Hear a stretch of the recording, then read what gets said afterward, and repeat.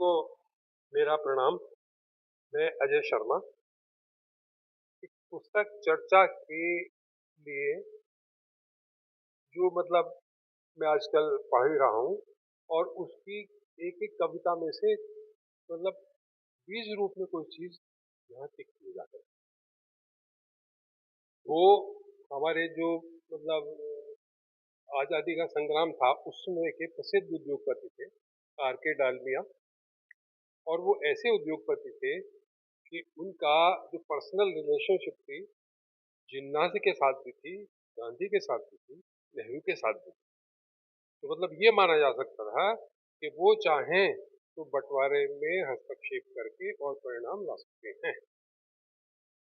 उसका एक उदाहरण ये है कि जब मोहम्मद अली जिन्ना यहाँ छोड़ के गए तो दिल्ली की जो उनकी बंगला है ल्यूटियन दिल्ली में, वो डालमिया को देकर के गए।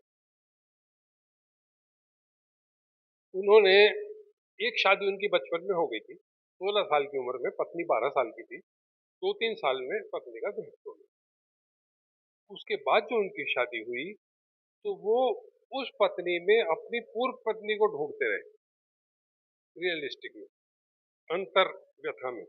और उन्होंने इस तरह से एक एक करके 5 शादियां और की। टोटल विवाह 6, पत्नियां 5। और अतृप्त ही उन्होंने जीवन पूरा किया। ये तो बात है आर के डालमिया की। फिर नेहरू जी से उनका थोड़ा मतभेद हुआ, हिंदू संस्कृति, गौरक्षा, इन सब के ऊपर। तो उन पर बहुत मुकदमे किए गए, उनकी फैक्ट्रियां बंद हुई, दिक्कतें आई। तो एक तरीके से थोड़ा पतन हुआ साम्राज्य का। उनकी पत्नी है ये अंतिम, राजस्थान की थी ये, दिनेश नंदिनी। और डालमिया उनकी बहुत पीछे पड़े रहे कि मुझसे शादी करो आप। उम्र में बड़ा अंतर था उनका। तो उन्होंने एक ही शर्त रखी कि अब इसके बाद अब और कोई शादी नहीं करेंगे, तभी कर सकती हूँ। तो उन्होंने उनको वादा किया और वो वादा एक तरीके से पूरा भी हुआ। तो दिनेश नंदिनी डालमिया का जो लेखन था उससे प्रभावित होकर के ही आर के डालमिया ने उनकी शादी। बहुत सारी किताबें हैं दिनेश नंदिनी की, मुझे भी रुचि है। उन पे भारत सरकार ने डाक टिकट भी जारी किया है। दिल्ली में उनके नाम पे एक सड़क का नाम है और राज्यसभा की मेंबर रही। तो बौद्धिक रूप से बहुत उन्नत थी। उनकी 2 कविताएं वो मैं आपको बता दूं। खून सने हाथों से लकड़हारे ने उस घने जंगल को काट डाला, पक्षियों के सभी जोड़े सुदूर में उड़ गए। कवि ने देखा तो उजड़े वन की पीड़ा को अपनी अनपेक्षित पुस्तक के हाशिए पर दर्ज कर लिया। जब उसने उड़ते हुए पक्षियों को जुगनू की तरह झाड़ियों में फड़फड़ाते चमकते देखा तो प्रेम और आशा के गीत लिखे।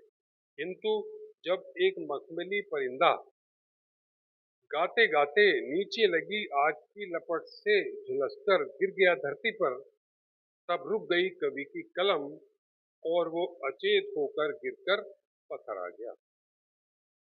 ये एक कविता है जो भाव उन्होंने लिए। दूसरी उसका शीर्षक है सदा के लिए।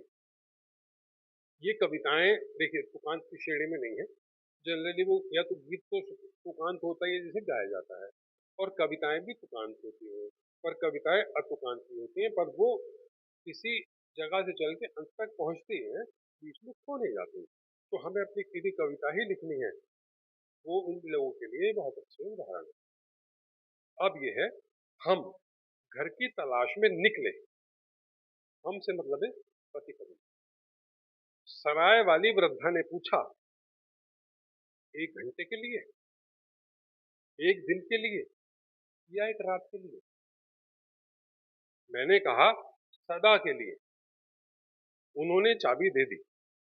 हम मुस्कुराए देखकर एक दूसरे को और सीढ़ियां चढ़ने लगे, लेकिन वृद्धा की आंखों में आंसू थे।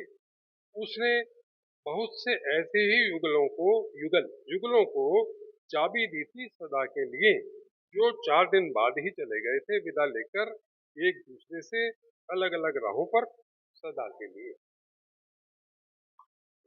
तो काफी कविताएं हैं और इस पुस्तक का जो शीर्षक है वो बहुत ही अच्छा है, आध्यात्मिक जो है वो है अब नहीं नाचूंगी गोपाल। ये पुस्तक है।